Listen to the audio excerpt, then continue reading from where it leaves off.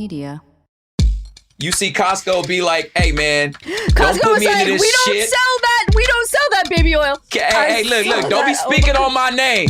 Don't be speaking. Keep my name out your fucking mouth. I can't believe you tried to throw fucking Costco under the bus. Costco was like, hold up. This shit you got going is not with us. That is true. Keep my name out your mouth. See, if I was dead to rights and only lying about Costco could get me off, I would take the fall for Costco. I mean, yeah. What did Costco do to you except for provide? Costco's done so much for me.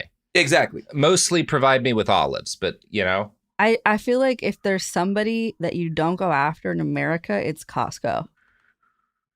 I feel like it's the closest thing we have. Costco and the post office, like that's what we have as like beloved institutions in this country. Yeah. Honestly, yes. Like what have they done wrong except for provide to us everything that feeds our decadence?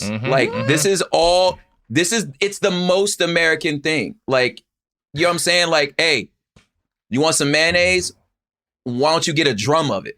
Personally, I don't enjoy Be an American and get a drum of it. I don't enjoy going to Costco because the aisles are really high. And as a person who's very short, I'm like, this feels like a bad way to go. Like the fear of That's a good argument. Mm-hmm. Plus, it's just there's too many fucking people. Anywhere where you could buy some Dickies and like, you know, wild caught salmon in the same place. I'm like, this is American, fam. I often just think about that man that got that shirt made of the sticker for the barcode for the rotisserie chicken. You know what I'm talking about? Yes. Okay, I think about him quite often. Like, I hope you're well, sir. It's a hero, bro. Yeah. Robert, we've been recording this entire time. I know. Are we keeping this Costco conversation in? I can't. That's the cold opening. We're not allowed to cut the Costco conversation. Yeah. Prop, we're talking about the Jeffery Epstein of the Philippines. His name was Apollo Quiboloy. Anyway, cold open's fucking done. This is an iHeart podcast. Guaranteed human. Hi, listeners. I'm Anna Sinfield, the host of the Girlfriend Spotlight, and I've got some great interviews coming your way. I'm also excited to tell you that you can now get access to all episodes of season 1, 2, 3, and 4 of The Girlfriends, and every single episode of The Girlfriend Spotlight 100% ad-free, and 1 week early through the iHeart True Crime Plus subscription, available exclusively on Apple Podcasts. Plus, you'll get access to other chart-topping true crime shows you love, like Betrayal, Paper Ghosts, Piketon Massacre, The Brothers Ortiz, What Happened in Nashville, Hell and Gone, The Godmother, and more. So don't wait. Head to Apple Podcasts, search for iHeart True Crime Plus, and subscribe today. This is Ryder Strong, and I have a new podcast called The Red Weather. In 1995, my neighbor, Anna Trainer, disappeared from a commune. It was nature and trees and praying and drugs. So no, I am not your guru. And back then, I lied to everybody. They have had this case for 30 years. I'm going back to my hometown to uncover the truth. Listen to The Red Weather on the iHeartRadio app, Apple Podcasts, or wherever you get your podcasts. You know Roald Dahl. He thought up Willy Wonka and the BFG. But did you know he was a spy? In the new podcast, The Secret World of Roald Dahl, I'll tell you that story and much, much more. What? You probably won't believe it either. Was this before he wrote his stories? It must have been. Okay, I don't think that's true. I'm telling you, the guy was a spy. Listen to The Secret World of Roald Dahl on the iHeartRadio app, Apple Podcasts, or wherever you get your podcasts. Then she says, have you seen a photo of my son? And I'm like, who is this person? Welcome to the Boys and Girls Podcast. Arranged marriage is basically a reality show, and you're auditioning for your soulmate. And who's judging? Only your entire family. I sacrificed myself to this ancient tradition, hoping to find love the right way. And instead, I found chaos, comedy, and a lot of cringe. Listen to Boys and Girls on the iHeartRadio app, Apple Podcasts, or wherever you get your podcasts. Hey everyone, it's Emily Simpson and Shane Simpson from the Legally Brunette podcast. Each week, we're bringing you true crime through a legal lens. Whether you want all the facts on the disappearance of Nancy Guthrie, or you still need to wrap your head around the Diddy verdict, we're breaking it all down step by step. And we're not just lawyers, we're also husband and wife. It makes for some pretty entertaining episodes. Listen to Legally Brunette on the iHeartRadio app, Apple Podcasts, or wherever you get your podcasts. Oh, we're back. Boy, we really just kind of dropped media res into this motherfucker, didn't we? Yeah, we did. Are the kids learning words like that anymore? Do they have that on the TikToks? I assume if it's not on the TikToks, the kids aren't learning it anymore. Exactly. I've become one of those old men who's angry at the kids for not having read the same things I read when I was in high school. I'm sorry. Mm-hmm. Yeah. Like The Great Gatsby. I feel like you were, you've been an old man since your junior year of high school. It is. I have. My brother's like, it is? My brother was That's like not that. the thing to say. Mm-hmm. Nah, my brother was like that. He was just like, I was like, when he turned 16, we were like, you're 40. Yeah. Like you are a 40-year-old, 16-year-old. Mm-hmm. Yeah. Yeah. I think a lot of us are like that. And my knees have always been 40. Ooh, bad knees. Prop. Jason Petty, host of Hood Politics. Yeah. Also, guest on Behind the Bastards today. Prop. Yeah, buddy. We go back a bit at this point. You and I have been friends for a spell. And this year, I've called on you a couple of times for some real tough episodes. The Bobby Lee episodes and the Thomas Jefferson episodes, not easy ones. No. And I was like, I want to do something fun for my friend Jason when he comes back on the show. We're not going to do some fucking slaveholding monster from American history. We're not going to do, we're going to steer clear of the United States entirely. We're going to do a fun one. I'm going to find him like a nice cult leader or something. Yes. Anyway, I fucked up and we're doing the Jeffrey Epstein of the Philippines. Great. So his name was not Jeffrey Epstein. If it was just a guy named Jeffrey Epstein in the Philippines, that would be probably irresponsible of me. You just got me a Balik Bayan box of trash that you just brought over. That shout out to all my Pinoys. Y'all, I'm just telling y'all right now, my stepmom's Filipino, she's Bisayat, she's from Dumaguete. My best friend who I toured forever, DJ Fecto, rest in peace, Filipino. I'm from the part of town that's like a good 40% Filipino. So there's going to be a gang of Filipino jokes I'm going to drop in here. Well, that's good. That's good. So many references that I'm going to drop in this. Yeah. And Yes. Yeah. Well, I guess there's nothing to do but get into it. The guy we're talking about today is a man I'm going to guess most Americans have not heard of, although he committed a decent number of his crimes in the United States. Word. His name is Apollo Quiboloy, which I checked on Google right before this. I listened to 2 different pronunciation videos that both said it differently. Hopefully that's right, but I did my background research here. We could just call him Tito, like Tito Weird. Yeah. All right, Tito Weird. Anyway. This is finally an Apollo episode. I've been wanting to do ever since a Greek man punched me out at a deli. I've been wanting to do an episode on men named Apollo. Unfortunately, this is not a Greek Apollo, nor does the name have anything to do with Greek mythology. That's a little bit weird. At least I don't think it does. Okay, that's not the weird part. Is what happened right before you said that. Why you got punched? Why you get punched? Well, there could be a million reasons, right? A lot of delis, Sophie. Yeah. That's just what happens at a deli if you're someone who feels about cured meats as strongly as I do. Yeah. Mm-hmm. And it's bad. You probably said something.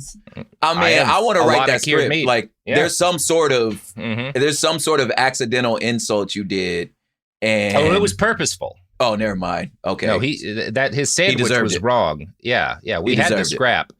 All right. So I'm not going to say a whole lot about Jeffrey Epstein in these episodes. I bring this up because that is what a lot of people write when they've been doing articles. As a spoiler, a bunch of shit blew up with Apollo very recently. His life has collapsed this year. Oh, wow. And so because his story is crazy, news media all around the world wants to cover it because it's just the kind of thing you got to cover. But because it's a Filipino story and most people are not familiar with this guy, he's very famous within the Philippines, but most people are not familiar with this guy, in other countries.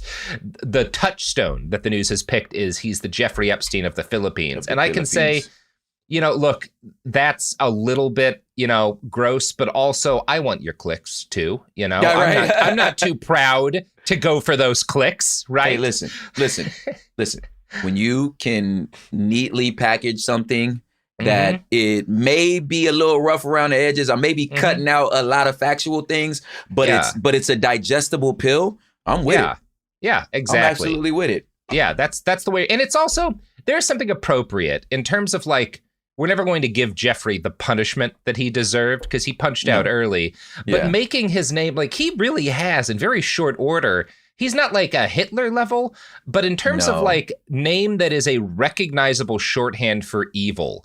Yeah, he's a verb now. He's gotten shockingly close in a very short period of time. Where you'd be like, yeah, that guy's a motherfucking Epstein. Everyone's like, oh, I know what you mean. Yeah, totally. I love it. He's a proper noun now. You know what I'm saying? He's a verb. Like, I love it. And that's appropriate. That's what he deserves. So wow, yeah. That's another Filipino reference. Wow, we. Anyway, was sorry. it? I don't know much. It's a TV show, kind of a game. Anyway, okay. Google it one day. Wow, It's a fun time. I want to go to the Philippines, especially now that our former Bastards Pod alumni Rodrigo Duterte is no longer running things there. Always wanted to see it, but haven't been. Yeah, I've done my best to get up enough. Yeah. Oh yeah. My dad said he's gonna move with my stepmom to the Philippines, and I was like, brother, no, you not. Like, I'm just looking at him like, you not leaving the city. Your dad. You know what I'm saying? Your dad. My dad. Yeah, my dad. I was like, sir, I get it. I feel you. He's like, man, I'm retired. He's like, bro, Elsa got like 2 cows. I was like, so you gonna move to the country? Have you taken care of a cow? Because it is not as fun as you're thinking. I was like, Dad, you from North Dallas. I do know this. I grew up with a lot of cows, and they are a mixed bag. You are a city boy.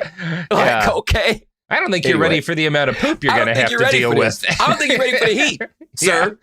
Like, this is a jungle. Yeah. Anyway. So, Apollo Quiboloy was born on April 25th, 1950, about, 4 years out from the end of the U.S. withdrawal from the Philippines, right? So, the World War II happens, right? Japan is like, hey, we'd like a Philippines. And the U.S. is like, here's Douglas MacArthur. He'll stop you. And then Douglas MacArthur's like, no, I won't. Actually. So Japan has the Philippines for a little while. Yeah. And then we come back, right?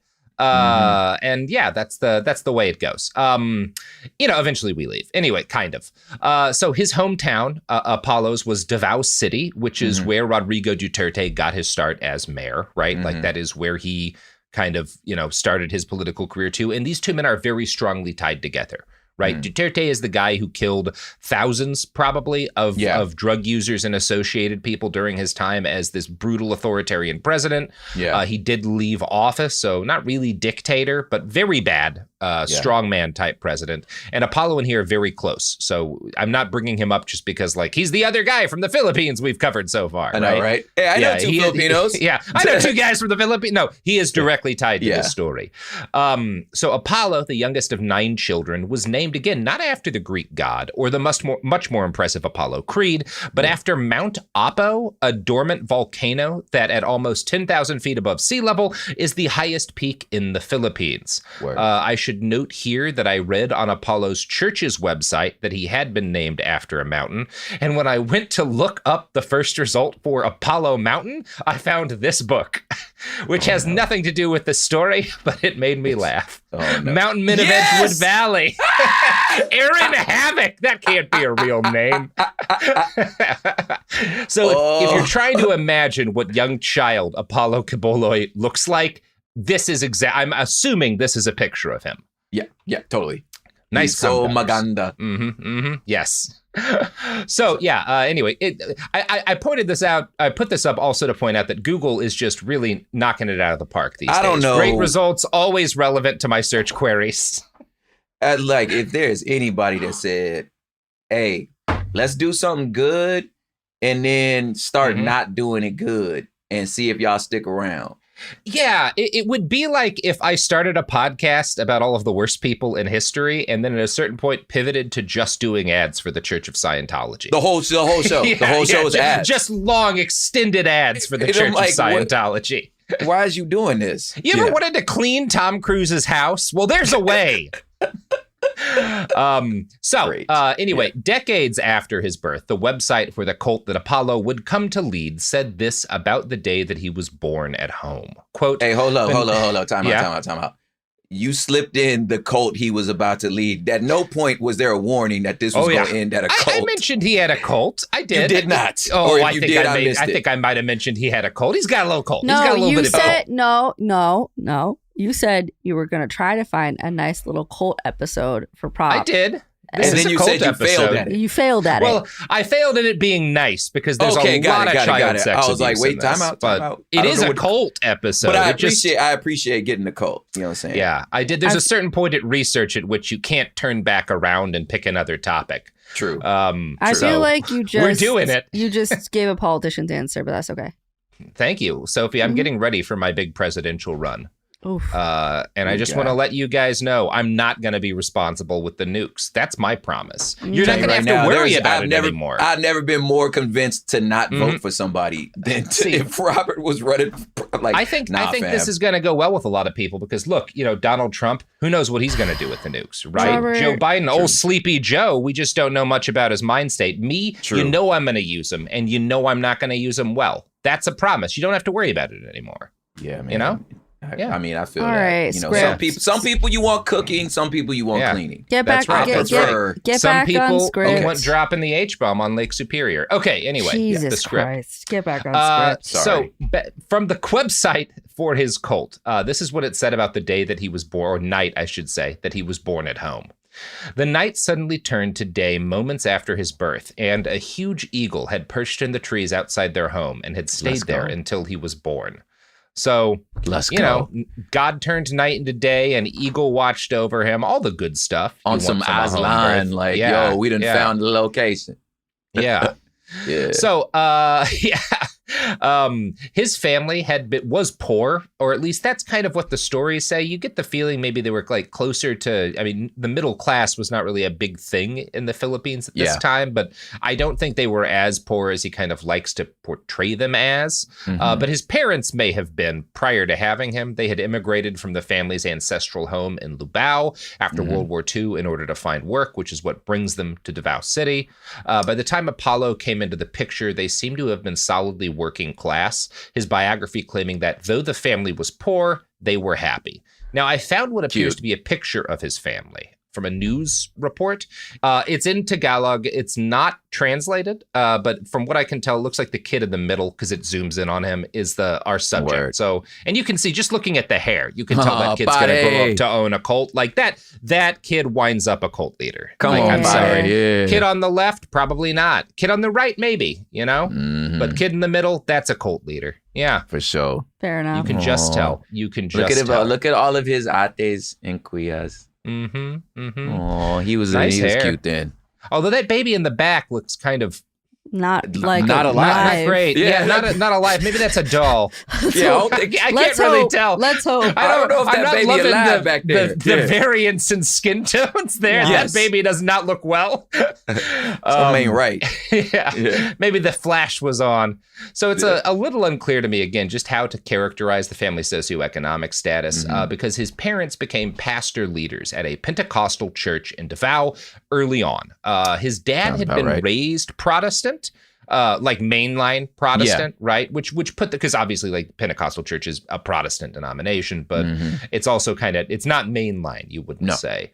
And this kind of put them in, the fact that he kind of moves to the Pentecostal faith puts them in line with a big post-war trend in the Philippines. American missionaries had brought Pentecostalism to the country, but it was spread largely by these kind of swashbuckling, and these guys are Filipinos, swashbuckling like pioneer church planters who are like Johnny Appleseeds of Pentecostal churches. And they're, the term they use is planting churches in these like settlements in the frontier that are established in the jungle, right? Yeah. Now, if you're not aware of a lot of this, Pentecostalism is a strain of Protestant Christianity that emphasizes charismatic practices like speaking in tongues and what's called baptism in the Holy Spirit. Oh, yeah. These are the kind of folks, they don't just believe in miracles. They believe that God often bestows miraculous ability and powers on members of churches during worship sessions, right? Shando. These are Shando. direct. Yeah, You know, my argument is like, I've always argued that like Filipinos, y'all black as hell. I don't care what you say. Like, you are Black Asians. Y'all somehow they're Black and Latino at the same time. Like, so to me, the idea that it's like, yeah, and then there's a Pentecostal church, I'm like, of course it is, because y'all Black as hell.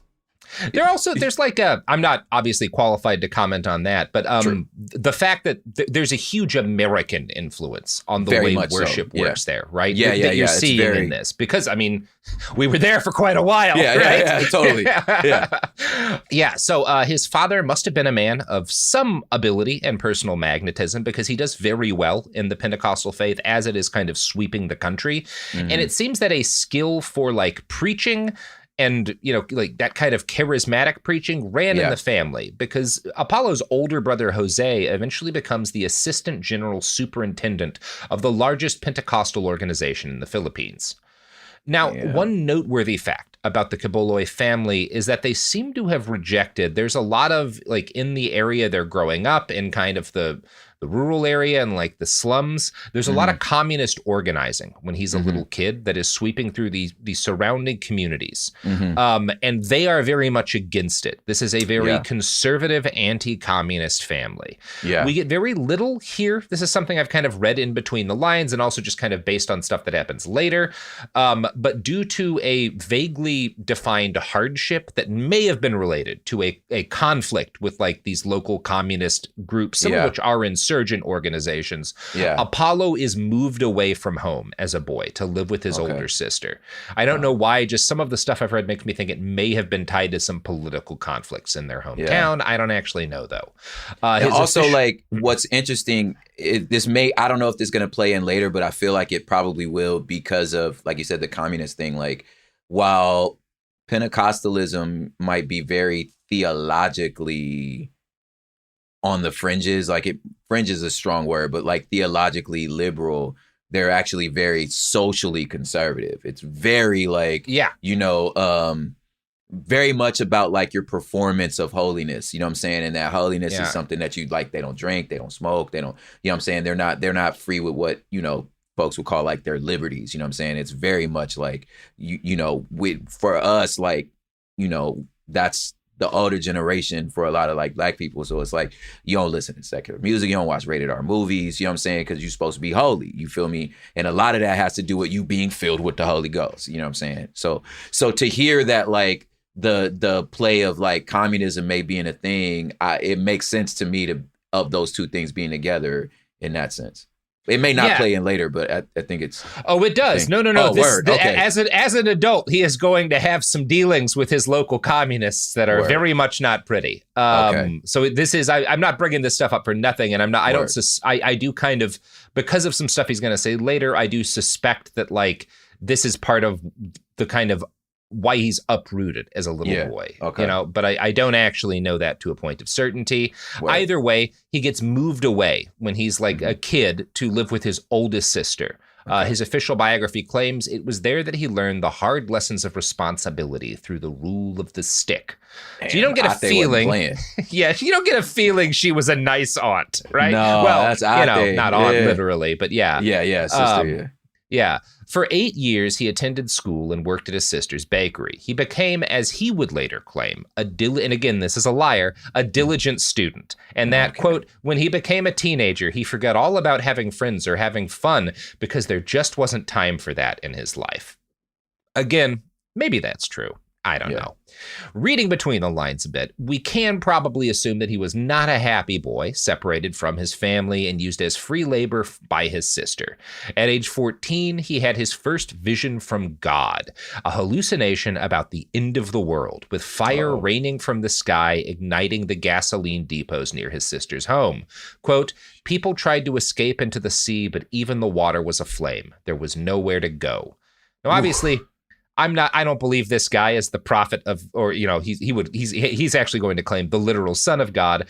But I also, that's specific enough that I would believe that that's an actual nightmare he had, as opposed to something he made up. Like, that's really the whole igniting the gas depots near his sister home is like such a specific thing to bring up that strikes me as like maybe something that was at some point came into his head as opposed to something he made up later to justify starting a cult. Word. Night after night, the dream repeated itself. Apollo would graduate and attend a Bible college where he finally came to realize that his nightmares weren't nightmares. They were visions of the second coming. This, he would later write, allowed him to make peace with the upheaval and difficulty of his childhood. Quote, he realized that his childhood was all part of the father's orchestration. His sister was only an instrument, a tool that the father had used to mold him in the principles of discipline and responsibility that made him into a vessel ready for the father's incredible calling in his life. Now, clearly a lot of this is made up. Evil. Yeah. God turned around for good. Yeah. Yeah, a lot of this part I think is made up after the fact to justify the cult that he starts. But I do find it interesting that he describes his sister as just a tool meant to mold him into shape. That's part of how you could see, like, there must have been a real conflict here. That's a very mean way to describe your sister. Yeah, and also very Pentecostal. Like, yes. And it kind of does mirror the fact that his sister seems to have used him as like basically a tool for free labor, right? For sure, yeah. On his church's website, Apollo, or one of his followers, makes it clear that he didn't want to go to Bible school. His real dream was to be a pilot. But ultimately, the fact that tuition and room and board were free are what swayed him. This was his first chance at independence from his sister, and he took it. As he continued to pray, he was visited by God in dreams, and he was told that he had been anointed to spread the gospel. Quote, the gift was so extraordinary that Pastor Apollo had to check himself every now and then to see if he was still sane, if what he was saying still made sense, if he had not, after all, gone mad. Now, okay. Yeah. Am I tripping? Like, y'all, listen. Yeah. Tell me if I'm tripping. It might be the ube. It might have been a bad bowl of dinuguan. Am I tripping? But I'm pretty sure an angel was in this room last night. Now, I might be tripping. I think I might be here to bring about the apocalypse, you know? I think does that I'm seem the crazy second to coming. anybody? Yeah. I mean, like, look, stop me at any time, but like, I'll pull the post down. I'll pull it down if I need to delete it. But like, I think I am the pale horse. Yeah. I mean, look, a lot of us think we're the pale horse. There's nothing crazy about that, you know? Yeah. If you think you're the pale horse, just keep riding, baby. Just keep riding, you know? You won't have to do much about it. You'll do what you're doing, whether you try to or not, if you're the pale horse. Maybe start on the East Coast, though. Do me a solid, huh? Okay, please. Anyway. Yes. So I think Apollo is a savvy man, and he's smart enough to pay attention and see that by 1972, when he graduates Bible college, American-style charismatic churches are spreading everywhere, not just in the Philippines. The most sophisticated of them, because we've talked about on our TV Joshua episodes how this is a lot of this is happening in parts of Africa too, right around this period of time, a little later in in like Central Africa. The most sophisticated of these churches had embraced the radio and increasingly television as a way to reach more people than could ever fill a physical church. And he is someone who sees this happening. He's fairly insightful, and he understands there's a lot of money and power in making myself one of these men. And, furthering on that point, he has a gift for preaching that he finds that is, seems to some extent be something that is in his family, but that he's clearly got, he is special in this regard. The juice. Yeah, he's got the juice. His bio claims he could preach as much as 7 times a day because he had to get all those words out of him. He had a full schedule all year round, and such was his passion and zeal that even if woken in the middle of the night to preach, he would get up and go. He became a famous evangelist because of this. He earned the nickname Preaching Machine. I've actually heard this before in the U.S. I talk a lot about a documentary called Marjo that's about a guy, Marjo Gortner, who back in like the fucking 40s is the youngest preacher in the United States. The itinerant teacher, right? The guy that was like traveling. 6. Yes. His parents, who are very abusive, are like taking him around, and he does a documentary as an adult, just kind of about the actual gritty underside of this like traveling preacher industry. And he is the kind of person who, because he does it a few times, it's like a party trick. He can just lapse into a 20-minute sermon that is this like big fire and brimstone, shit rhymes. Like he's great at it. Like. Yeah. Some people like, and this is, it's both, there's a degree of like natural talent and he works at this, right? Like you do have to, this is not, purely talent. There's a lot of skill here too, that is crafted carefully. I would say that like, that's something that, the craft, obviously, again, I keep bringing up my blackness. I don't know why I keep bringing it up, but like I think the craft of preaching is something that, you know, in our culture, we do see as this is a spiritual gift. Like God has given you this gift, and all you really need is just the training in the actual text. And like, once you know the text, and you got the gift, you called to be a preacher, but you can't help the call. Like, God has given you this gift. So like, it would be irresponsible for us to not let you use it. And then oftentimes, because this person is just so gifted, they don't be knowing what they talking about. And you can get away with so much because you so gifted. You know what I mean? So I'm always like, whenever anybody, especially around like when people fall for some sort of like charismatic speaker and it ends up being a cult, like, it's as silly as that is, as far as like you not having your antennas, like some people are just really good communicators. And it's like, if you like snap out for a second and just suspend reality, fam, you fall for it too. You know what I'm saying? Yeah. And that's like, that's where this guy is. He is the kind of person who can just make a crowd lose themselves, right? Yeah. And people really like listening to him. Yeah. He made waves within his local church, and in 1973, 1 year out of Bible college, he was sent to an expo in Seoul, that's South Korea, for Pentecostal youth activists, which he attended as part of, because like, again, the Philippines, the political situation at the time, he attends as part of the American and Canadian delegations. Word. He is the only Filipino at the event. He is the only Asian in his delegation of 186 people.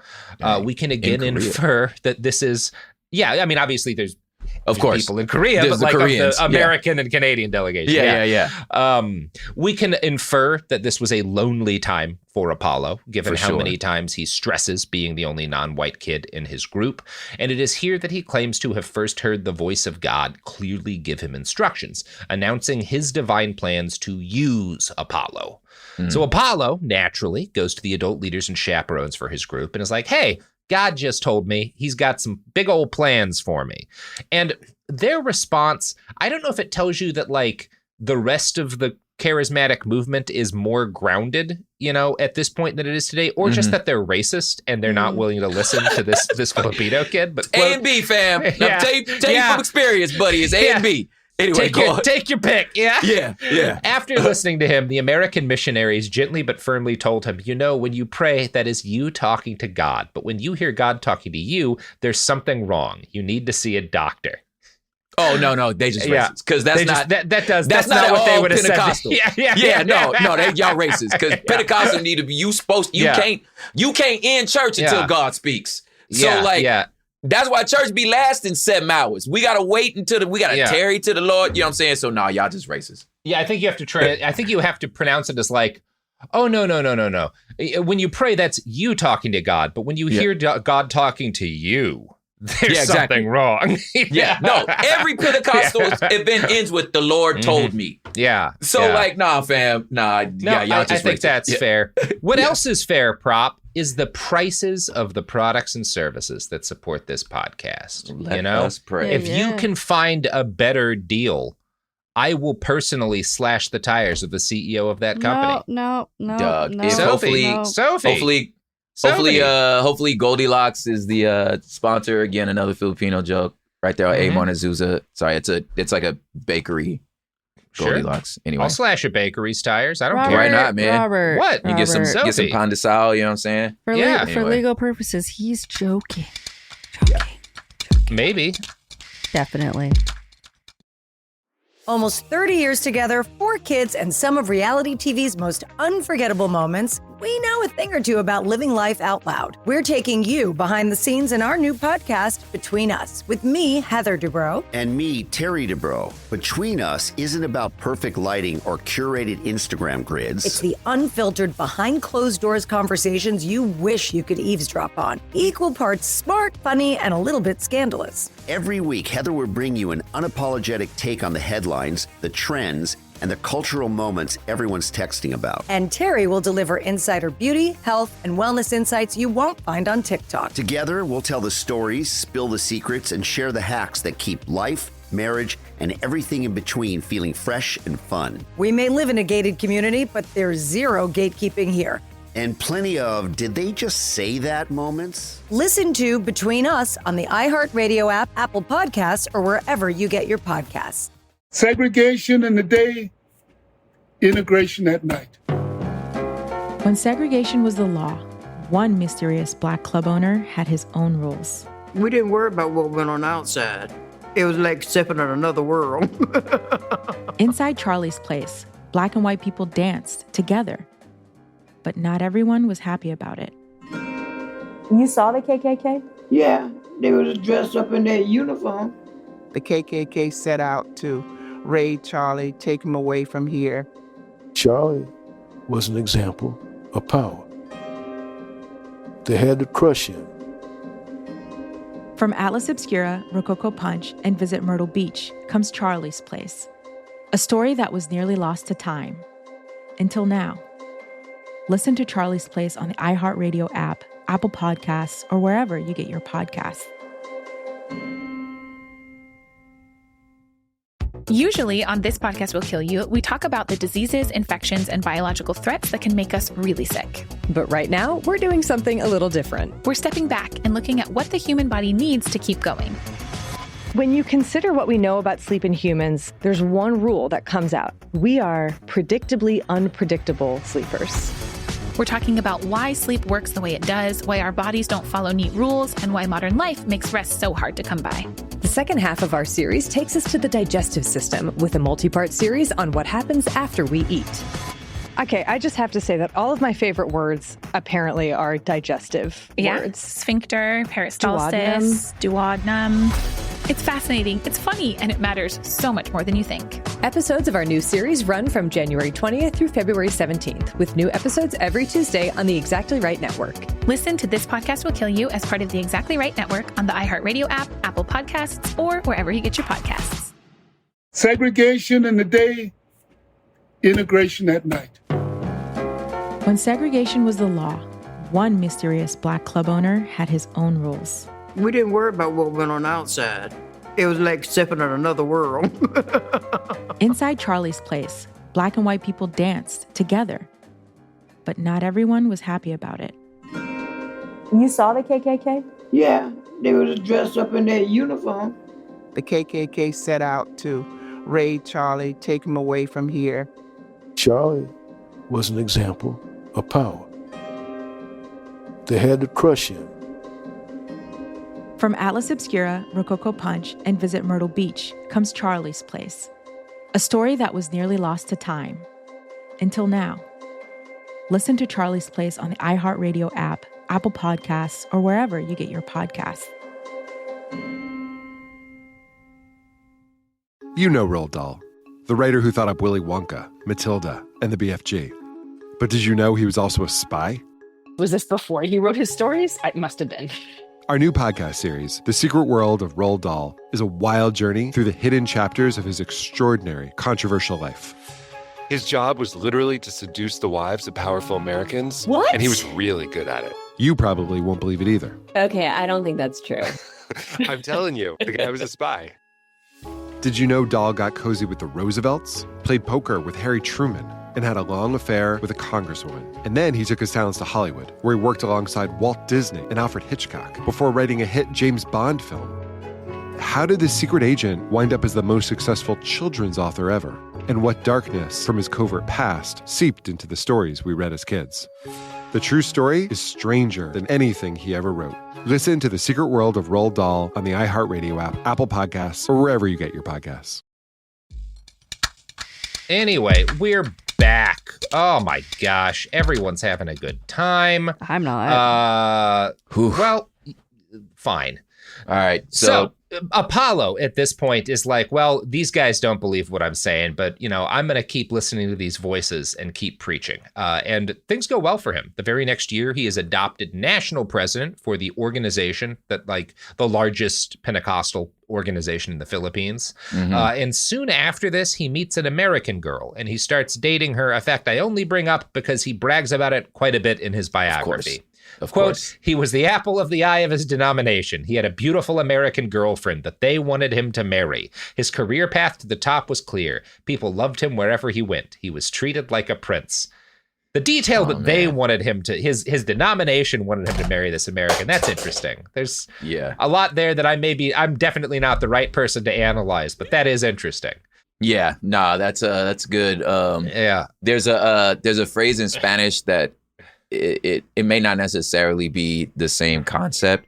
It's called advance the race, right? So like advanzar la raza. So like what they're basically saying is like, get you a white person. You know what I'm saying? So get you an American white person and it advances us. So it's like you're pushing our culture forward, you're pushing the family forward, you're pushing our wealth forward. So when you get you somebody like light skin or an American white person, then this is like the best thing for us. You know what I'm saying? So it's possible, I don't know if this is what he's going at, but it's possible that like that's kind of the vibe where it's like, no. They want me to marry her. I don't know, you know what I'm saying? Like, this is what we're doing, you know what I'm saying? I'm advancing, you know? It's a flex. It's a flex to pull an American. Yep. The next lines in his biography are that these American missionaries who are jealous, he kind of infers are jealous that he's dating this American girl, are also become jealous of his success, and they decide to sabotage him. And he claims that this is what eventually set him on the path to creating his own denomination and church.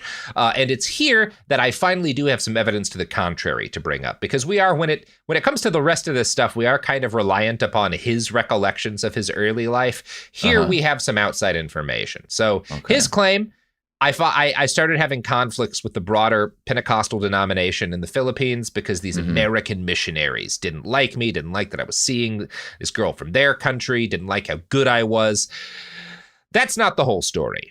Residents from the mountainous rural region of Kitbog, where Apollo claims to have had some of his greatest revelations, recalled to a local news magazine, Rappler.com, that back in the 1970s, Apollo was a young preacher and basically acted as a sidekick to a government employee, Major Sanchez, who had been sent by the president to look into the issues facing the indigenous communities in the area. Now, this is particularly worth noting because the president at that point was Ferdinand Marcos. So if your name is, if everyone calls you Major Sanchez and you are sent by Ferdinand Marcos to look into issues facing indigenous communities in a part of the Philippines in the 1970s. It's not a great...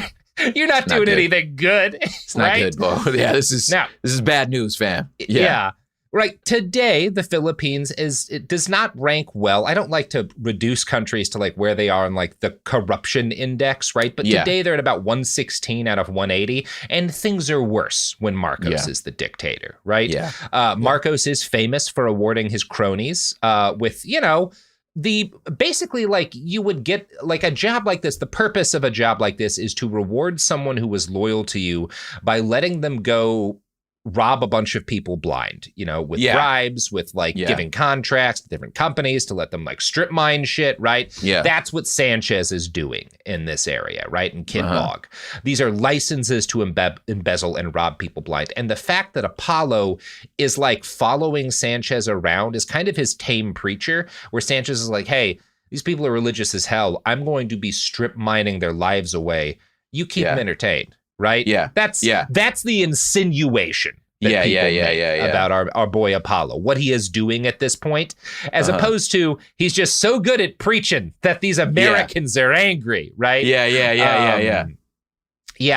As a sidekick of the Major, we can assume Apollo made connections to other corrupt figures of the Marcos age and put aside more than a little bit of other people's money for himself, because that's just how it worked. Whatever the specific details, it was bad enough what he did with this Major. We don't know exactly what he did, but it was bad enough that the Pentecostal church in the Philippines disfellowships him in 1979, specifically because of his relationship to the Major, which is an extreme measure, right? You don't give somebody a left-handed fellowship unless it's like real. So his claim, the Americans didn't want me there because, they were jealous. The actual information, the actual like reporting suggests he was kicked out by his own people because he was hideously corrupt and involved in a figure associated with this regime that by the end of the 70s was not very popular. He does clean that up. It's not that bad for him because he gets to make a public apology and is accepted back the next year. So whatever his involvement was, it was not hideous enough that like someone was going to murder his ass in the street or whatever. Yeah. But it was bad, right? Yeah. Apollo is reassigned after he gets let back into the church to head up a church in Agdau, where he developed a habit of ranting angrily about his colleagues who had kicked him out of the church briefly. By 1985, this had caused enough problems that he was at risk of being kicked out yet again. Now, when you have the facts, this is clearly the story of a corrupt asshole who got a second chance he never deserved. This is not how Apollo would later tell the story. Quote, his heart was so sincere, passionate, and hungry for the Lord and to follow what was written in his word. But he could not see the same thing in his denomination. He felt heartsore and disappointed. God really wants me robbing these indigenous people for Marcos. His heart was so sincere, passionate, and hungry for the Lord. It's like a bad Christian mingle bio. It's a bad Christian mingle bio. He said, but listen. Consider it a blessing when they lie and persecute you. Blessed is he who's persecuted for my name's sake. Listen, I was bringing the gospel and I got persecuted for it. So I'm in the fellowship of the suffering of our Savior, It's doing like, the work of the Lord. And literally, it's like there's like this prompt on all the dating apps that are like, how would your friends describe you? And then they write it themselves. And he's like, his heart was so sincere and passionate and hungry for the Lord. Idea. I'm going to create a dating profile on like Grindr in Portland for this guy, just using quotes from his and see how it does. See how it does. You know, see if I find actual love, quotes Sophie. from him. Maybe I'll find love. Robert, let's find you some love. Let's find me some love. Yeah. Because your heart was so sincere, passionate, and hungry for the Lord. I'm going to be before you drop that nuke. 6 months later. I dropped that nuke with a good heart. Yeah. Jesus Christ. Exactly. You know, it was a loving nuke. So he writes that, quote, what he saw in his denomination was politics and a failure to follow what the Father wanted. The cry in his heart was, is this all? I want something more. And when you think about all the bribes he was taking, I think that sentence has a little bit of a different feel to it. Come on, man. On September 1st, 1985, Apollo was scheduled to have what you might call a come to Jesus meeting, a literal come to Jesus meeting with his superiors at the church, where they were going to grill him on the fact that he had been telling his congregation all of the other pastors were, quote, unqualified and ignorant. Basically like, man, you have to stop talking shit about literally everyone else. The bishop called you in and said, the bishop said, sir, I need you to sit down for a second. Yeah, we are unhappy with you. Yes. So, man. Instead of making that meeting, Apollo's like, well, fuck this shit. I know where this is going to go. I don't need to sit for this. I'm going to start a cult. It's time. Right, bro to vipers. Yeah. You have lost your way. He's like, what else can I do? I have to obey the Holy Spirit. I got to follow the Spirit. I must Am I going to listen to man or am I going to listen to God? Yep. That's right. And what else was he supposed to do? Cult, obviously. Yeah. There was no other option. That's the only option. I have to follow the Spirit, and the Spirit is leading me to do because the Lord said. And in some senses, as bonkers as Pentecostal church is, my mama used to say this. Everybody that thus saith the Lord ain't thus say. My mama used to say that. So so at least they going, fam, listen. The other Filipinos was like, pare, you ain't hear from God. That's not what you saying is not factual. That's funny. Yeah. So they're like, you know, he has this meeting that he bounces on, and in his version of events, he claims that he decided to skip the meeting because an anonymous man visited him and told him they should meet up at a hotel later that night so he could share a mission from God. Now, listen, folks. If this ever happens to you, please do not make that meeting. Listen, that is something terrible is going to happen in that hotel. Sir, I'm not going to make light of it. I'm just going to say, you know, the bad thing that'll happen in that hotel room. They about to, dog. Yeah. They about to turn you into adobo, bro. Like, do not go to that. Yeah. Now, here's how he describes the meeting that follows. When he got there, the man surprisingly told him nothing, except to sleep there in the room since the hour was late. It was 12:01 in the evening. But as he lay down, he was catapulted suddenly into a vision. He saw the ceiling open up to the night sky, showing the stars twinkling clear and bright. He did not know if he was asleep or awake, but he knew it was the open heaven. One bright star was growing bigger and bigger, drawing down slowly closer until a hand with a white sleeve was revealed to be holding a heavy, shiny bronze cauldron. The hand held the cauldron before him, as though just a few feet away, and turned it, and Pastor Apollo immediately read the words written on one side: "Strive to rhyme for unity." When the hand turned the cauldron the other way, he saw words written there, not in any language he knew, and as he read it, a voice said, "These words are for you only. Tell no one." And Pastor Apollo has kept those words secret to this day. Wow. I don't know. There's so many things in there that like require a level of nerdery. Like he's invoking, I think it's 1 Corinthians. He's invoking an image that Paul talked about being brought into the third heavens when he was like, Lord, put me to sleep. I don't know if I was awake or asleep. I can't tell you, but I saw this vision and I was shown an image that I still can't utter. So he's like really invoking some like Apostle Paul type, like I am starting a church imagery. You know what I'm saying? That makes sense. That makes a lot of sense. Yeah. So that's what he's invoking that's specifically what he's bringing in. Yeah. Because I just found this very familiar to my experience being invited into a hotel room by someone who told me they were going to show me God, and then the hallucinations that I had later.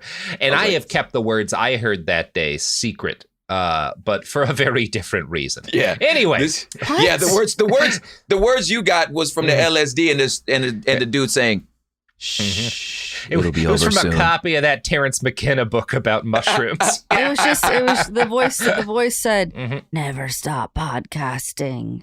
Right. I hear that voice every second of my life, Sophie. Every second of my life. That's just me. I believe. The voice is like, "So what are you guys talking about next week?" God, Yeah, there are different kinds of belief systems around the world that like believe that you literally sing the world into being, and there has to always be somebody like singing in order to like keep reality, like humming along. And I am that for podcasting, right? As long as I'm podcasting, not for real. The firmament will stay above us, but it will collapse and bring about 1,000 years of fire the instant that I stop. You are the Greek Apollo of podcasting. Yeah. So keep listening, folks. Yes. and speaking of listening, it's time to listen to these ads. You're right, Sophie. Wow. You're right. Dude, that was a home run. Thank you. That was good. That was icy of me. Very.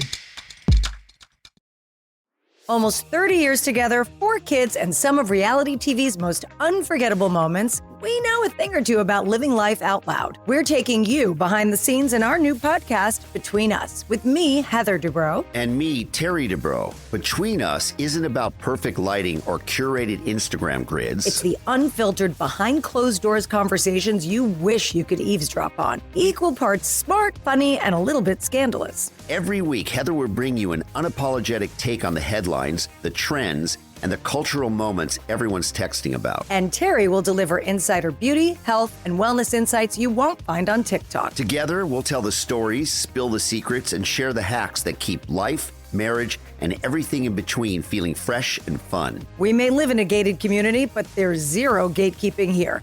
And plenty of did they just say that moments? Listen to Between Us on the iHeartRadio app, Apple Podcasts, or wherever you get your podcasts. Segregation in the day, integration at night. When segregation was the law, one mysterious black club owner had his own rules. We didn't worry about what went on outside. It was like stepping in another world. Inside Charlie's place, black and white people danced together. But not everyone was happy about it. You saw the KKK? Yeah, they was dressed up in their uniform. The KKK set out to raid Charlie, take him away from here. Charlie was an example of power. They had to crush him. From Atlas Obscura, Rococo Punch, and Visit Myrtle Beach comes Charlie's Place. A story that was nearly lost to time. Until now. Listen to Charlie's Place on the iHeartRadio app, Apple Podcasts, or wherever you get your podcasts. Usually on This Podcast Will Kill You, we talk about the diseases, infections, and biological threats that can make us really sick. But right now, we're doing something a little different. We're stepping back and looking at what the human body needs to keep going. When you consider what we know about sleep in humans, there's one rule that comes out. We are predictably unpredictable sleepers. We're talking about why sleep works the way it does, why our bodies don't follow neat rules, and why modern life makes rest so hard to come by. The second half of our series takes us to the digestive system with a multi-part series on what happens after we eat. Okay, I just have to say that all of my favorite words apparently are digestive words. Sphincter, peristalsis, duodenum. It's fascinating, it's funny, and it matters so much more than you think. Episodes of our new series run from January 20th through February 17th, with new episodes every Tuesday on the Exactly Right Network. Listen to This Podcast Will Kill You as part of the Exactly Right Network on the iHeartRadio app, Apple Podcasts, or wherever you get your podcasts. Segregation in the day, integration at night. When segregation was the law, one mysterious black club owner had his own rules. We didn't worry about what went on outside. It was like stepping in another world. Inside Charlie's Place, black and white people danced together. But not everyone was happy about it. You saw the KKK? Yeah, they was dressed up in their uniform. The KKK set out to raid Charlie, take him away from here. Charlie was an example of power. They had to crush him. From Atlas Obscura, Rococo Punch, and Visit Myrtle Beach comes Charlie's Place. A story that was nearly lost to time. Until now. Listen to Charlie's Place on the iHeartRadio app, Apple Podcasts, or wherever you get your podcasts. You know Roald Dahl, the writer who thought up Willy Wonka, Matilda, and the BFG. But did you know he was also a spy? Was this before he wrote his stories? It must have been.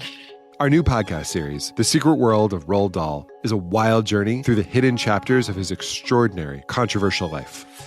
His job was literally to seduce the wives of powerful Americans. What? And he was really good at it. You probably won't believe it either. Okay, I don't think that's true. I'm telling you, the guy was a spy. Did you know Dahl got cozy with the Roosevelts, played poker with Harry Truman, and had a long affair with a congresswoman? And then he took his talents to Hollywood, where he worked alongside Walt Disney and Alfred Hitchcock before writing a hit James Bond film. How did this secret agent wind up as the most successful children's author ever? And what darkness from his covert past seeped into the stories we read as kids?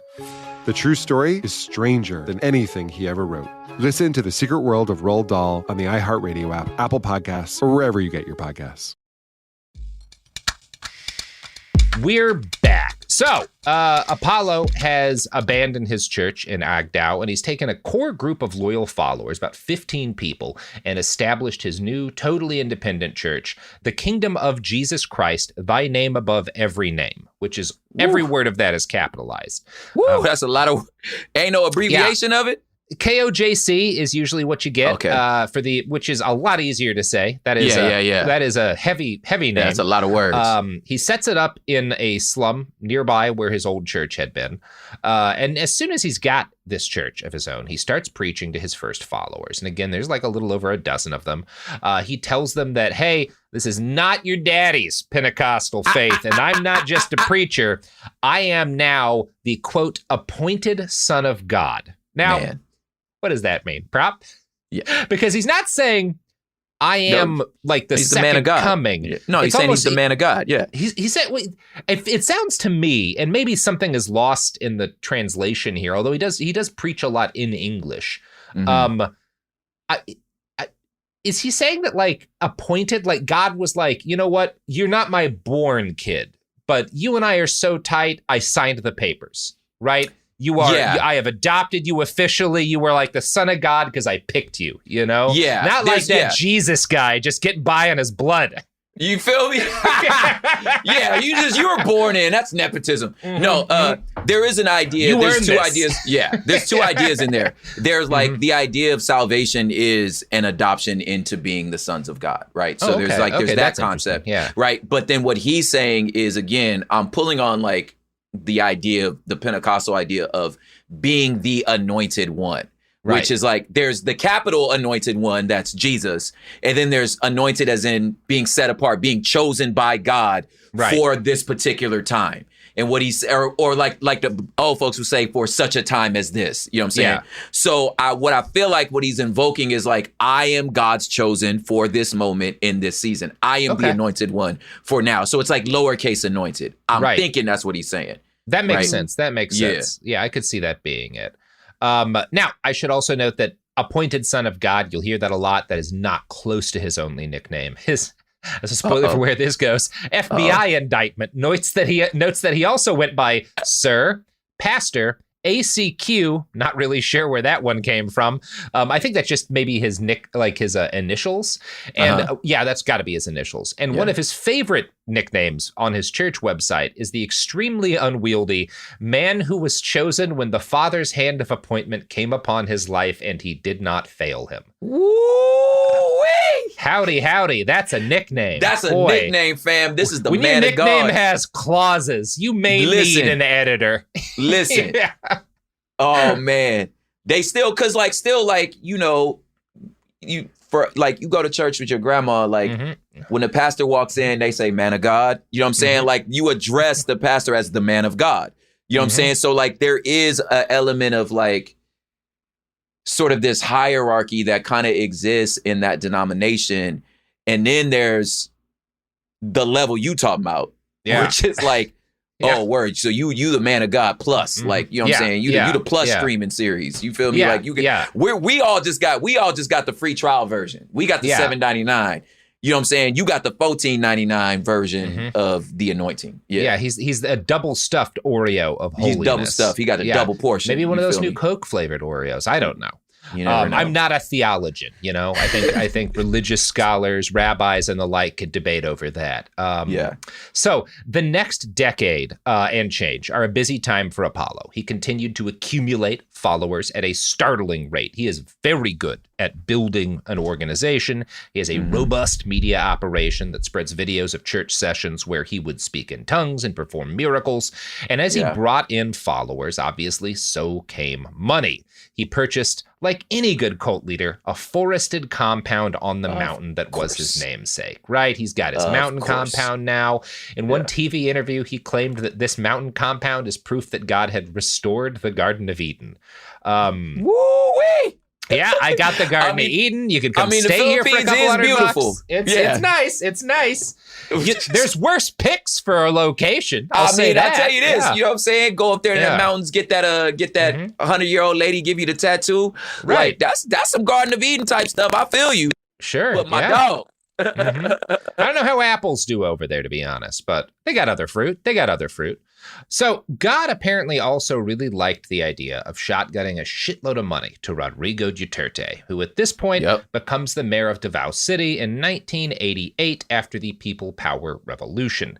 Duterte was Apollo's most prominent political friend of the post-Marcos era, right? And Duterte would later claim to owe some of his rise to power to the fact that Apollo's church gives a shitload of money to him at the start of his political campaign. So again, he gets jump-started in a big way by Apollo Quiboloy's cult. Now, given the corruption endemic to Duterte's regime and the fact that Apollo's already been caught up in some shady shit, you might assume maybe is there some like sinister quid pro quo here, right? Is he backing this guy? So this guy is going to, like, once he's mayor, help him get away with some crimes. Don't worry. Rodrigo Duterte would never do that sort of thing. No, of course not.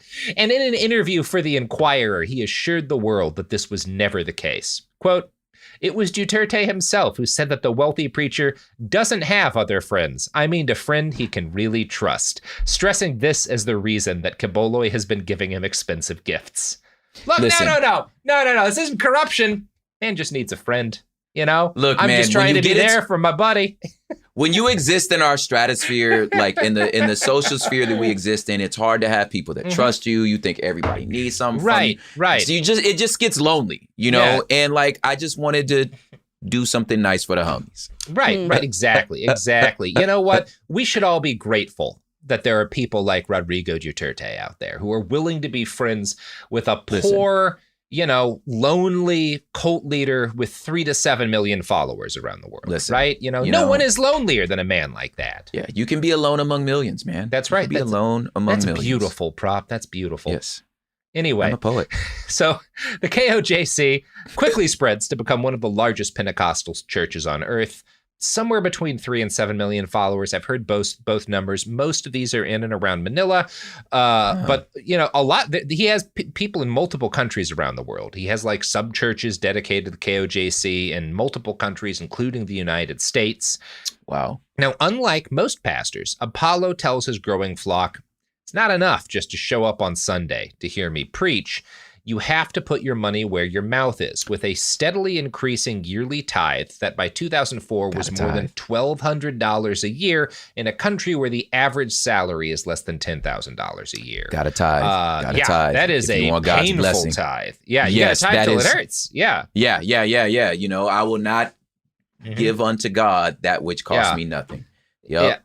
Yeah, and memorandums sent to followers about the annual tithe bore with the signature Office of the Son of God. So you really, that's not just like your local tax department or whatever, that's not the fucking Department of Water and Power sending you a bill. You really got to get on that one.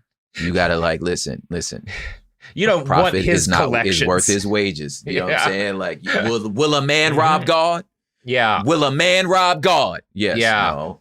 Yeah. So money, he's hitting all the high points, man. Right. He hitting really all is. of them. He really is. Now, money's not the only thing flowing Apollo's way. He began to get access to women as well, many of them very young and desperate to forge some sort of connection to a man they believed might bring salvation. Yep. It is unclear precisely how and when Apollo started sleeping with his followers, but by no later than 2002, he and his most trusted aides had built a system within the church entirely designed to funnel young girls up towards him. His church referred to these people as pastorals, which was not an extant term in the faith, and referred to girls as young as 11 and basically never older than 25. An FBI indictment from 2018 notes, pastorals prepared defendant Quiboloy's meals, cleaned his residences, gave him massages using lotion, and traveled with him on trips throughout the world, to include the United States. Pastorals engaged in sex with defendant Quiboloy on a schedule determined by defendants.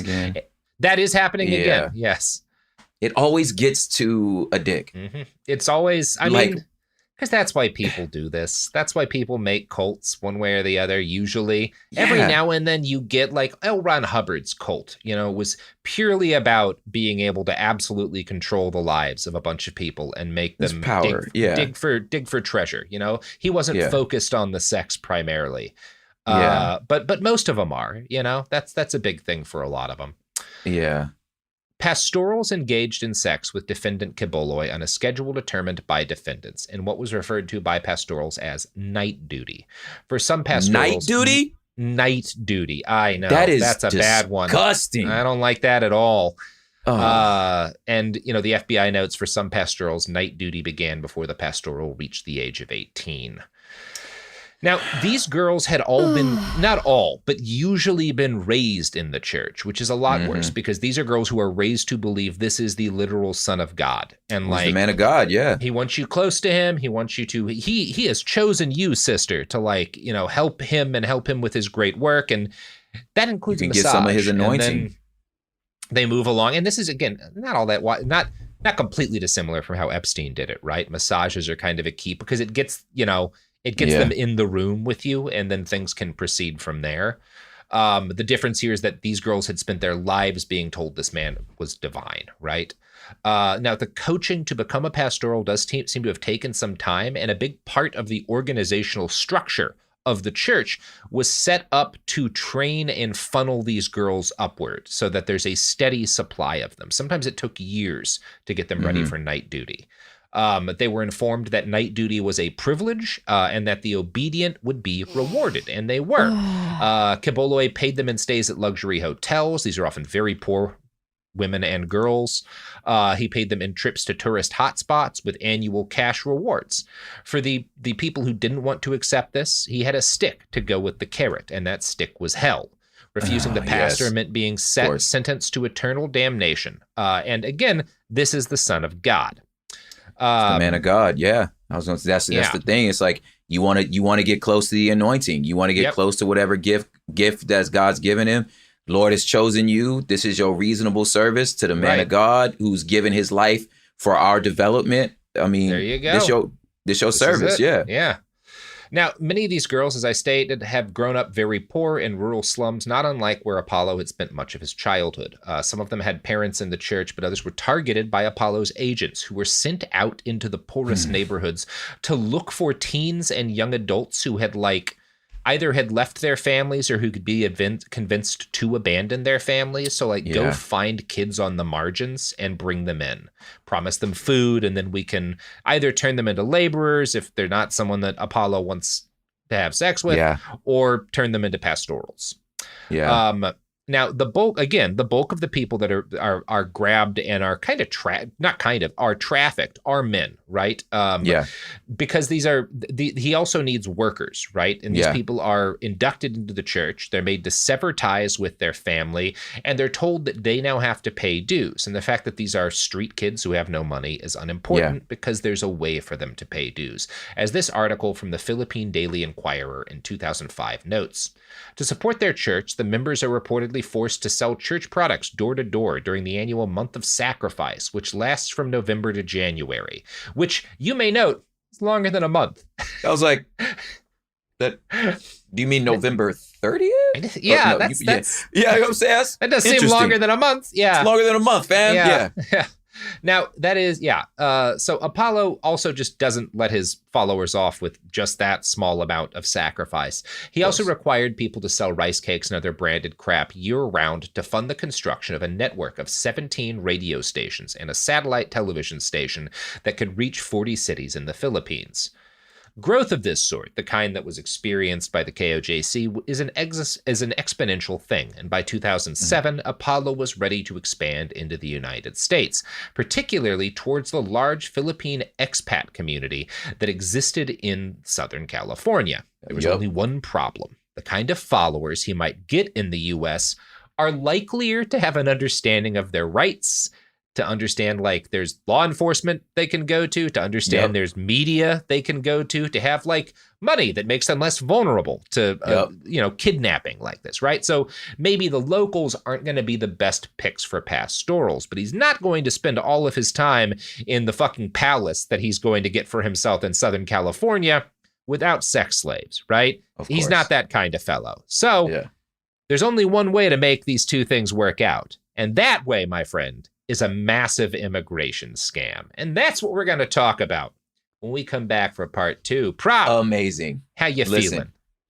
I am not happy, and also I'm not happy, period. You know what I'm saying? But also because the Southern California, Filipino community, and I know that Sophie can attest, is such a big part of growing up out here. Yeah. You know what I'm saying? That even in the part of town I was in, it was you default with Filipinos when they get here, they default to either being black as hell or Mexican adjacent, because they end up in our hoods. So I remember there was in my neighborhood, there was all these cholos, there was all these Mexican gangs, and then there was these other cholos that kind of they talk like black dudes, you know what I'm saying? But they dress like cholos, but then they look Asian. And I was like, what are y'all? But y'all go to the same churches we go to because, again, they Pentecostal. And then it's so Manila Sunset, so that restaurant, that's not Mexican food. You know what I'm saying? So I'm just saying all that to say, it's been such a community that we're so intertwined with. To know more of this past is will I be? You know, it sucks, but it's just like, dang, that's what y'all been going. Y'all was going there the whole time while we was going through the war on drugs. That's what was happening with y'all, you know. Anyway. All right, everybody. Well, just out here selling Jesus's calamansi, just hollow for Jesus. Anyway. I'm going to sell something. I don't know what. But you know what? Sophie's going to be angry. And that's the note to end on. Yep. Skadoosh. Behind the Bastards is a production of Cool Zone Media. For more from Cool Zone Media, visit our website, coolzonemedia.com, or check us out on the iHeartRadio app, Apple Podcasts, or wherever you get your podcasts. Behind the Bastards is now available on YouTube. New episodes every Wednesday and Friday.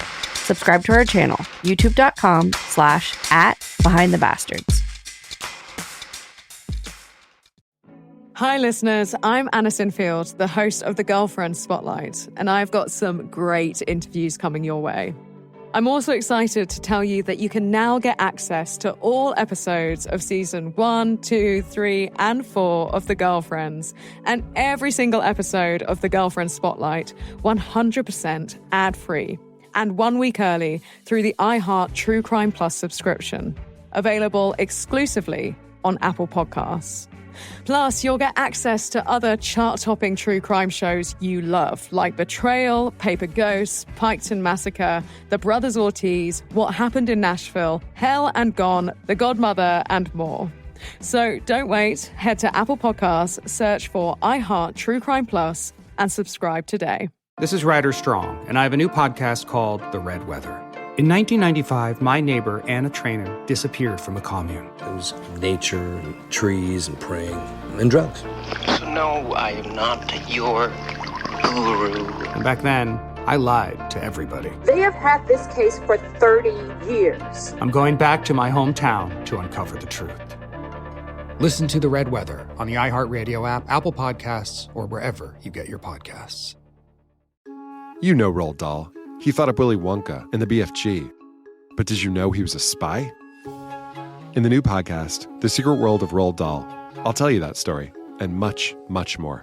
What? You probably won't believe it either. Was this before he wrote his stories? It must have been. Okay, I don't think that's true.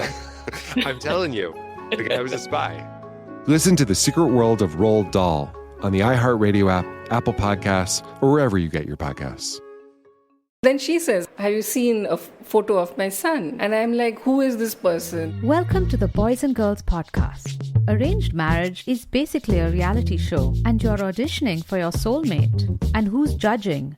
Only your entire family. I sacrificed myself to this ancient tradition, hoping to find love the right way. And instead, I found chaos, comedy, and a lot of cringe. Listen to Boys and Girls on the iHeartRadio app, Apple Podcasts, or wherever you get your podcasts. Hey everyone, it's Emily Simpson and Shane Simpson from the Legally Brunette podcast. Each week, we're bringing you true crime through a legal lens. Whether you want all the facts on the disappearance of Nancy Guthrie, or you still need to wrap your head around the Diddy verdict, we're breaking it all down step by step. And we're not just lawyers, we're also husband and wife. It makes for some pretty entertaining episodes. Listen to Legally Brunette on the iHeartRadio app, Apple Podcasts, or wherever you get your podcasts. This is an iHeart podcast. Guaranteed Human.